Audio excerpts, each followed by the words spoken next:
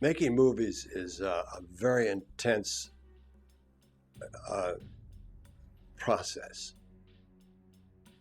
It's not an event, it's a process. Roger taught me to, even though we were in a rush to make the sun work or whatever it was, we were never rushed. If we were in a rush, it means we were moving fast by that, but we were never pushed to it. We just knew this is what we did. So Roger has given me a background in efficiency of filmmaking that made it possible for me to make my 8th motion picture, which was Easy Rider, and then my 9th, which was The Hired Hand, my first directorial. And a lot of what I did, I took from Roger. You don't have permits. You don't have the standard issue stuff that you get with normal filmmaking. It's all done ad hoc, basically. And when you work for Roger, you generally probably are somebody who doesn't know much about making movies, because one of Roger's gifts is discovering people who really want to make movies. And you're put in a position where basically everything is thrown at you that possibly could be to keep you from making the picture. Roger will take away your generator. He will take away your actors. He'll give you less time. Jonathan Kaplan tells a story that when he first worked for Roger, Roger gave him some advice, and it was decide how long it is to make it great. Decide how long it'll be to make it good, and then decide how long it'll be to get an image, and go for the image. The people that have worked for Roger, who have basically gone through the Roger Corman boot camp and training, and then moved on to larger films and different projects, and have brought that Roger Corman school of thought and training and expertise and creative puzzle solving to the rest of the industry. I mean, I don't know if we'd be looking at Avatar today without Jim Cameron having been influenced by Roger Corman. He saw that there was a possibility of getting fresh talent, fresh perspectives, fresh visions from young people to create movies that would be different from the movies that most people were used to seeing, that might be better. And so people were given an opportunity to show what they could do. And the best of them showed that they could do pretty great stuff. And they did. And when they were able to achieve things with Roger, Roger would always say, if you do a good job on this picture, you won't have to work for me again. And then the best graduates from the Roger Corman Film School are those individuals, many of which you know, who have gone on to do tremendous work outside. We all had this thing we've learned from Roger. Efficiency, be pleasant, be always up, don't be down, don't drag everybody down because we have to move fast and we don't want an anchor of lead that we're trying to drag along with us. I say we because we always felt that we were a company working for Roger. We were a group of people who were trying our best to get to a certain moment, which is cut, that's a print, that's this scene, moving on. Roger seems to have an unerring eye for people who are desperate to make films and will do anything to make the picture a little bit better. I know a lot of cases where people would stay up nights and come in on Sundays, and Roger would say, nobody works for me on Sunday, but if it took coming in on Sunday to make the picture just a little bit better, then people would do that. What I learned from Roger was how to gain what I would call a maximum of effect with a minimum of means, and that's something he was very good at, and it was something that stood me in very good stead in my career, if you want to call it, later. You wind up doing a lot more on a Roger Corman movie than you would on any other movie. Most movies you kind of go, okay, I'm doing makeup on this, and you do makeup. Roger Corman, well, you do makeup, you help the wardrobe guy over there, you pull the things for the effects guys, whatever it is. Everybody, it's much more of a, I won't say a family effort, but it's certainly a cohesive effort. Everybody's doing whatever they can to get through this incredibly tense production. He'd let you pretty much do anything you wanted to do. You could be the sound department, you could work at the camera department, as long as you worked for $200 a week and as long as there was some level of organization to it, and if you were responsible and showed up on time, you could end up directing a movie for him, which is exactly what happened to me. So you just learn every aspect of the movie business, and it's a shame because there's no one really left like Roger in the business now who does that.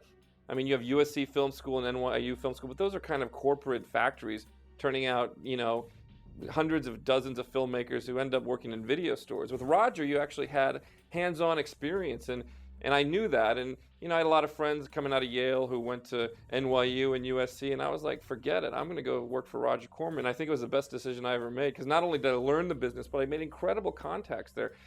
I met Peter Bogdanovich, who ended up mentoring me.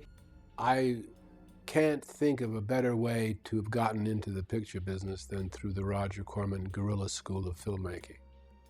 It taught me an awful lot about how to make pictures with no means at all, except guts and talent. We felt true to the Corman vision, and we wanted to work so hard. And we were also young. We were in our teens, in our early 20s, and we really believed in what we could do. And that's how filmmaking should always be, and it isn't. We've tried to do something a little bit different from the mainstream, and very often we've succeeded. And the fans, the audience, has stayed with us. I think they understand, or understood and still understand, that we were trying with our limited resources to do something different, and I don't want to say revolutionary, maybe evolutionary. We were trying to advance filmmaking to a limited extent, and I think the fans have understood that. He was one of the pioneers of independent filmmaking and got a lot of people started in the business. I think he helped Jack Nicholson, of course, get a good start.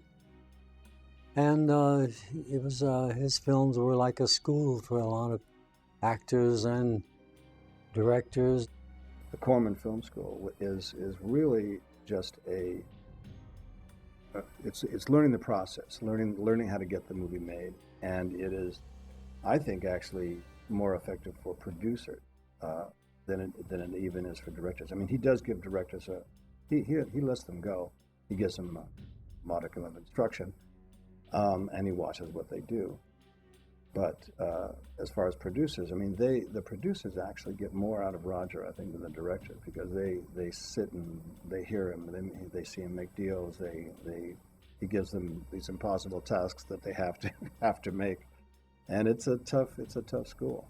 Coming out of film school, to be thrown into that kind of laboratory was probably the best experience ever, for any filmmaker, because you get to deal with the business of it. And obviously, when you're in film school, you're meeting with, when I was at the American Film Institute, we were meeting with Bertolucci and Coppola, and they talk about their own movies, but it's absolutely not reality. As you get thrown into Roger Corman Film School, it's complete reality. So it's up to you then to then kind of learn that reality and then adapt it to your own style later as a filmmaker.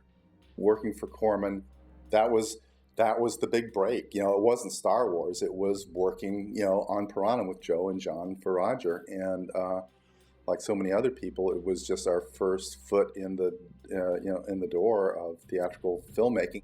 What I got out of the Corman experience was the insight into storytelling, into being able to say, I know this is in the script. Is it really what the story's about? Is it what the scene is about? And I learned that to tell a good story, you have to at least be able to distill all the elements in a script and in a scene to the minimum of what it's going to take to tell the story. The rest, you can embellish it as much as you like, but if you don't have those main elements, then you've missed the mark. And so it was really a good, I was sort of like the fly on the wall, learning all these great little techniques for cheating how to tell a story and how to dub the critical lines over somebody's over the shoulder shot. And so there was a lot of great filmmaking techniques and basic understanding that I learned in a very short period of time working for Roger. the learning curve that you experience working on these films, you find a way to work within your comfort zone, to find solutions in order to create the items that are going to be needed, and the problems. The problem solving creates a situation where you don't feel like your creativity is stifled. In a way, your creativity is actually forced to come to the forefront. When you are under a gun like that, it can pay off because you reduce everything to its simplest form. You reduce everything from script to performance to prop construction to makeup to sets, lights, costume. Everything comes down to a simple core, and that's usually all you need. People often say that working for Roger gives them a certain expertise that they can bring along in the future. It doesn't necessarily help your resume, but it definitely does give you the opportunity to learn how to work with very little money. Not all of my experiences with Roger were happy ones, especially in any kind of an issue where there was any kind of dollar sign involved. But I have to say that, and I mean this from the heart, and I can't express in stronger terms the gratitude that I feel for Roger giving me the opportunity to actually make movies. I mean, that was something I couldn't have gotten anywhere else, and I'll be forever grateful for that. One of his greatest talents was making very small amounts of money seem impressive. I mean, he would say, "I will pay you $100." And you would sit there and think, $100. Took me $10 just to get across town to come over here and see him. It's true that I did get people very often to work for me for less money than they were getting elsewhere. Part of it, I think, was the enthusiasm that I had. I always believed in my films, and I would talk to various people, actors particularly, and let them know that even though this was a low-budget film, I was taking it seriously, I was trying to do good work, and I wanted to work with them as a joint working combination to do something good. People who work for Roger have gone the limit to make the best possible women in prison movie that you could make. And there have been some other people, not many, but some, who regarded working for Roger as kind of slumming and as a sort of a come down, and didn't really knock themselves out to do a good job on the movie, and thinking that they were saving themselves up for their magnum opus, which never came, because their inability to make a terrific junkie movie meant that they didn't get to make any more movies at all. And if you look at the just sheer size and number of people who have gone through the Roger Corman matriculation, you'll see that it's basically the backbone of the industry as it is today. I didn't have that much involvement with Roger directly. He was sort of the head of the mafia, the head of the group that ran the whole place. I mean, he was the grandfather of the whole company. So he ran the place. But my day-to-day dealings were with the individual filmmakers that I was working with. And Roger had to give his blessing to everything. So there'd be a screening for Roger once a week. I recently renewed our relationship by working again for Roger for the first time in 30 years on a webisode series that we did called Splatter, in which it was sort of like going home and visiting your parents again for me, because it was as if nothing had changed. It was as if I told Julie Corman, I said, you know, it's like it's still 1978 somehow here. And it was because working in after you've been out in the real world and then coming back and working in the Corman School again, it is like going back to 8th grade. The people that came out of that workshop have gone on to lead very illustrious careers. I mean, you know, you're talking the history that Roger Corman has built, beginning with, you know, Martin Scorsese and Jack Nicholson, and, you know, I mean, gosh, everybody in the world, I think, at one point has worked for Roger Corman, at least anybody that's got any weight in this industry. And there's something to be said for that. And that something is that Roger has always had an eye for talent. He knows talent. He knows good scripts, he knows good directors, and he knows good actors. And he knows how to get the most bang for his buck. So he will always have a key element in every project that he does that rises above the rest and defines a Roger Corman movie as a Roger Corman movie. He's like that boy I met on the first picture. He's just a young guy. He's never going to get older. He's a fine man. Roger had this way of really empowering young people. He didn't micromanage. He would have a vision of what he wanted. Everyone was set to task. You knew you were supposed to work till you dropped. Nobody complained on set. Everybody worked way over the number of hours you're supposed to work. We worked around the clock. When the unions would come and talk to us, we would lie.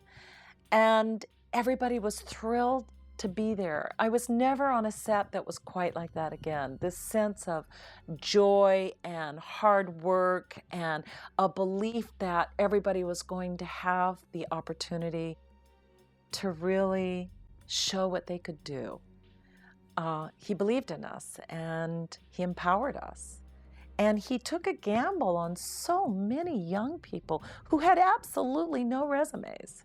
He's always given people a chance, and sometimes just blind chance, like with me. He didn't know if I could direct anything or write anything. I'd written for Esquire. I directed in the theater. He just said, go ahead. And I did all right, so he gave me more to do. I did all right, so he gave me more to do. If I hadn't, he wouldn't have. I have a great deal of gratitude to the young filmmakers, the writers, the directors, the actors, the producers, cameramen, and so forth, who started with me and worked with me. I think I helped them a little bit in their career, and they, in turn, helped me. I think it was a reciprocal arrangement, and I think we are all the better for it. Gather the most talented group of young people you can. You give them a specific job to do in a very intensive environment and let them create and innovate and prove what they can do. And until their genius shows, you make sure that they're on their mark, that the lighting is on their face, and that they don't flub their lines, and hope that they make the final cut. And that's the school of Roger Corman. Roger was a real smart man. And he knew that if you got young and hungry people, they would work themselves into the grave. And luckily, being young, it didn't quite turn out that way. But we wouldn't think anything about working through the night, working through the day, and doing it again if necessary. That's the way he works. It's sink or swim. In other words, he throws you in the water and says swim. And if you don't, you drown. And then he doesn't use you again. And if you swim, it's fine. Maybe he's happy. Roger sees that he can afford a context for these people and for their imagination and give them a shot. Doesn't cost him very much money, so he doesn't have to spend a lot of money on talent, directorial talent, for example. And by the way, below the line talent too. Most people in his crews are, haven't got a lot of credits behind them. So it's an opportunity for everybody to excel. Now, everybody wants to do a great job, so they work very, very hard and are willing to get by on little or no sleep and very little money. The pay wasn't really an issue since there wasn't much at the time. And I think the work that I did on Piranha was mainly because it was an opportunity to learn a little bit more, a learning experience, learn a little bit more about my craft in the industry. When I had come off of the Star Wars, I was an animator, and on Piranha, they gave me an opportunity to basically get behind a camera. Whenever you have a situation where money and time are an issue, it can be difficult. You have to make artistic decisions and perhaps build things differently than you would like for your career to be remembered by, but it usually makes them functional. Again, simplicity. It brings everything down to the most simplistic terms, the most simplistic mechanisms. Try to put the best artistic canvas on it you can. Is that difficult? It is when you're new, but in years of hindsight, it sharpens you. It makes you reduce things down to what matters? My films have generally been low budget, sometimes very low budget. I will generally work quickly and go to maybe 2, 3, 4 takes. There's a legend that I print the first take. I have occasionally printed the first take, but generally I feel that even though we're working quickly, there's time to go through it 2, 3, maybe 4 times to give the actors breathing room, to give the actors to develop a little bit during the takes before I print. Roger was major into being efficient with time, very efficient with time. So you come to the set prepared. You are ready to do it in 1 or 2 takes and never worry. So you have to be so prepared that if it's the first take, you know you hit it, or you did your best to hit it.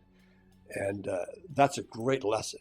That's a great structure to start with, because you might go later on and make a show with some other director. And if you're not prepared, it may take you 20 takes.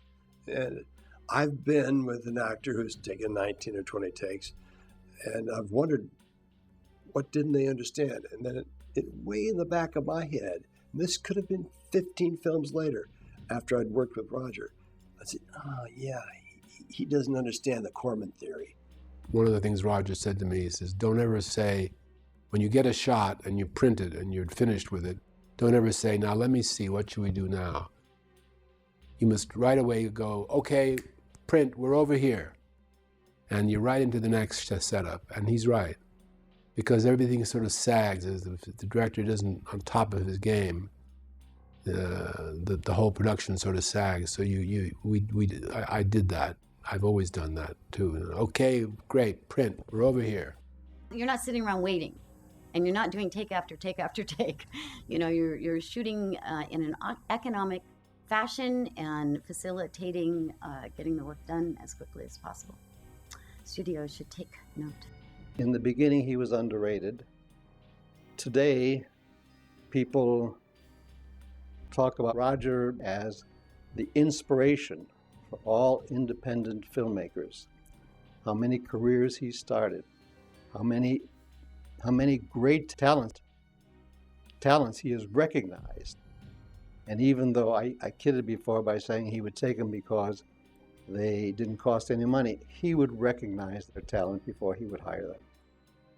Roger basically set the parameters and the beginnings of the entire independent film industry as we know it today. Generations of film fans have grown up knowing, being aware of Roger's films, appreciating them, both initially and with a sense of nostalgia now. It's like going back and looking at the stuff he did in the 50s. It's just kind of like, you know, it's really cheesy, it's really cheap, but you know, I really still like watching those movies. With Roger's movies, there's always something that's kind of gives it the upper echelon of low-budget cult movies. It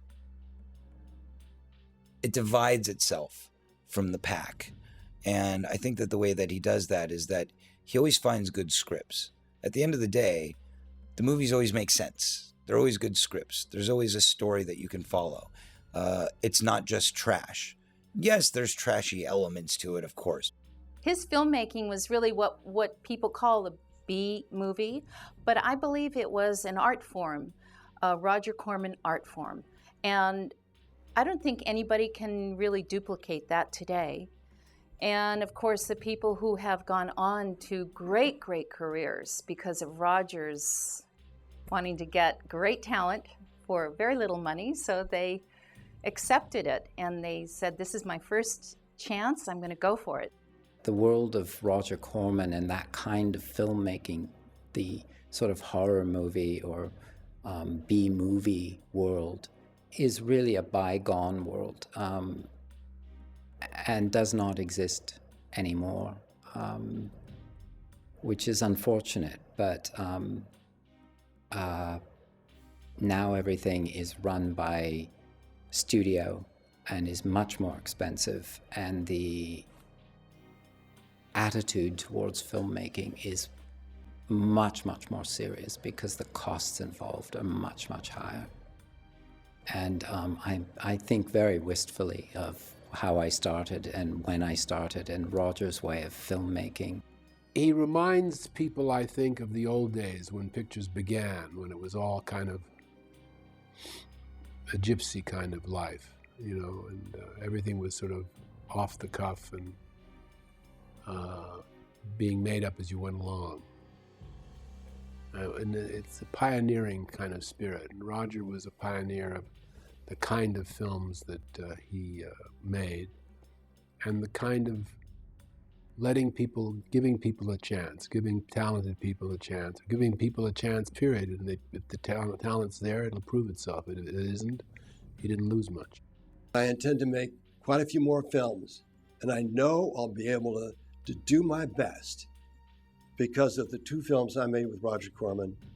And thank you, Roger, because that's a gift no other director has given me. He's a wonderful, wonderful filmmaker, and he's influenced a lot of people, and thank God for Roger Corman.